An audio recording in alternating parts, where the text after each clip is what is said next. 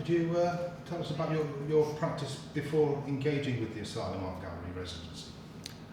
My work sort of draws on quite a lot of... So I predominantly work in film, and film is my sort of medium. And most of my films are housed within installations of some format.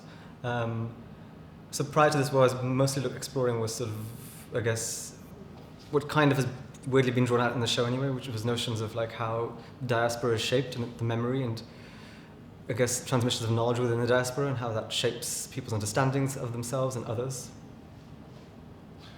Right, what does heterotopia mean to you, and what are your research interests in relation to this? Well, it's quite a complicated word because I think it comes from like French philosophy, and probably the lineage of that is also quite complicated. So for me, what it really means is something, I took it as very literal, like the idea of a world within a world. And one of those worlds was mental landscapes, which I was quite drawn to, so people's psychological and conceptually driven worlds inside their heads. It sounds almost quite shockingly absurd, but there is like this ability for us to imagine things inside of our heads, which are complicated and vulnerable. And they that sort of draws sort of a line towards this idea of an interior world, which is housed within a larger everyday world. Right. How did you approach locating the work to the geographical location or in opposition to it? So the work's title is two GPS coordinates. One of those GPS coordinates is in North India, and the other one is in the West Midlands. So for me, I'm really interested in drawing portals between locations and how those portals can really be ways of utilizing them to actually have new readings of space and geography, especially geopolitical spaces. Can you talk us through your installation? So there are, it's comprised of 3 floor-based works, 1 wall-based intervention, and a second wall-based kind of, I call it a film, but other people would describe it as an object or sculpture. The 3 works on the floor are basically I call them dialogue wells, and inside of each of those is either an iPad or an iPhone playing films. The wall intervention is 7 incense cones, which are all sandalwood, which are depressed into the wall, and they are ignited every day for the length of the exhibition. And the wall-based film, which most people would think as a sculpture, is 2 bronze dowsing rods and an iPhone case with an atomized iPhone. What was the origin of linking trauma with architecture for you? Did it start in the physical or emotional realm, or neither? So trauma is a really interesting word because it's kind of inherently thought of as something which is problematic or seen as something which should be registered in a very specific way. I'm quite drawn to trauma because I think it has an embodied relationship to constructions of worlds and places, and especially like the psychological reconstruction of space. So how someone can remember something and how that could be shaped by difficulty, struggle, or sometimes like violence.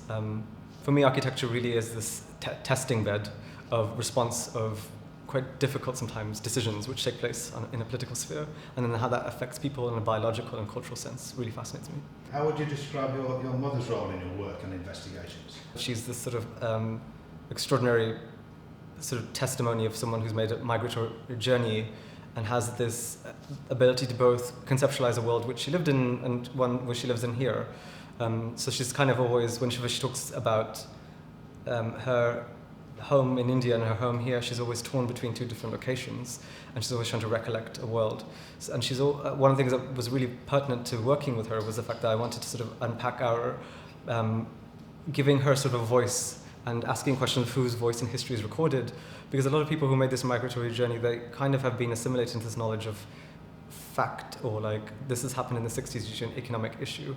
I'm quite interested also in the sort of personal voices, the sort of chorus of histories which aren't really registered or read through a linear way. So voices which can become resistant to reading, voices which can become problematic, voices which can become questioning of organizations and models which read histories. Right. What are the concerns you are highlighting within this body of work? The research interests. Can you see how any changes to local policy may provide positive change?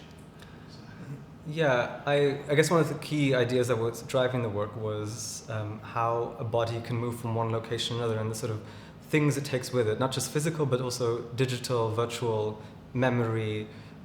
I guess one of the key things I'm trying to address, which is going to be a continuation with my practice, is the notion of that a human body isn't just biological, it's geological, it's botanical, it's geographical, it's political, it's personal, it's a virtual. We're a complicated body, and I'm quite interested in drawing out this question of how this body can be read. So will you take that further then? Will you try and identify policy in detail? Or? Yeah, I think an important part is if we talk about policy, is to ask how policy is inclusive and exclusive of bodies and their expressiveness, or their identities, or their notions of reality, or whatever. Regardless, for me, it's always about questioning how the policy has emerged and its tectonic effect on bodies. Yeah. You seem to have a large amount of research, people and documentation to draw from. But how does physical space influence, affect, or even deter your practice? Especially now that our physical spaces have become more confined. So, physical space is really powerful because so for me, one of the key things I link to that is the notion of architecture and how architecture shapes cities and shapes people's access to things, and shapes people's access to histories. So physical space plays this incredible site for both production and research and registrars of knowledge. And its erosion is quite interesting as well. When some physical space is removed, everybody more or less over the last few months has experienced the loss of physical access to things, which has been a lot of people in the world who aren't able to access those spaces originally we've all sort of fell in line with those bodies, which is quite complicated, I think, and begs us the question of our visibilities. Right. How have you found the residency, and how has it contributed to the approaches you take in your practice? So it's been in many ways it's been a bit luckier for me, because I didn't get to really do the residency in the shape it was originally intended, which was to go and be super active in a specific form, but it made me sort of ask the question of whose voice I wanted to address and whose voice I wanted to work with.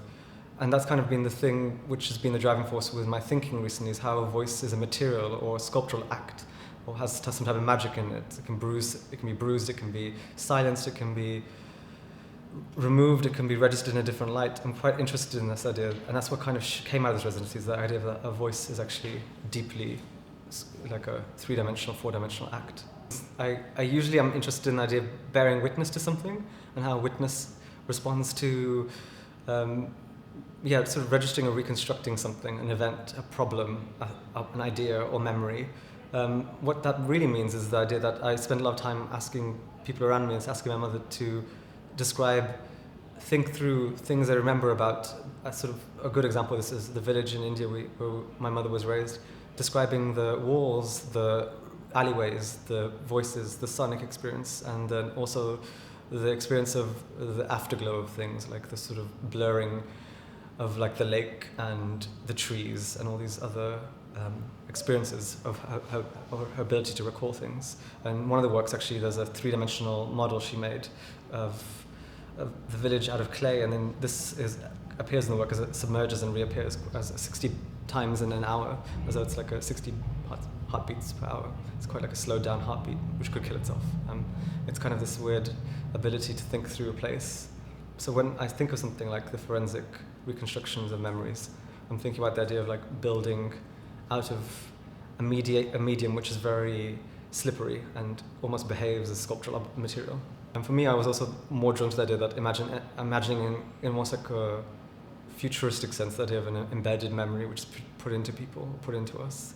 And this is sounds quite science fiction, but there's a scope that we can ask questions of how biological is our memory anyway, when you have an iPhone, which is in the show, reappears in the phone throughout the show, and you have an iPhone and you have a camera, these things are produced out of materials which are deeply questionably mined, and the labor which goes into, for example, making an iPhone, and the water quality, and the sort of after effect of pollutants in the rivers, which are all in second and third world countries. For our freedoms in the West, and especially in first world countries, to have this access to knowledge and information technologies, we have this incredible ability to be blind to the technology's violence where it originates from.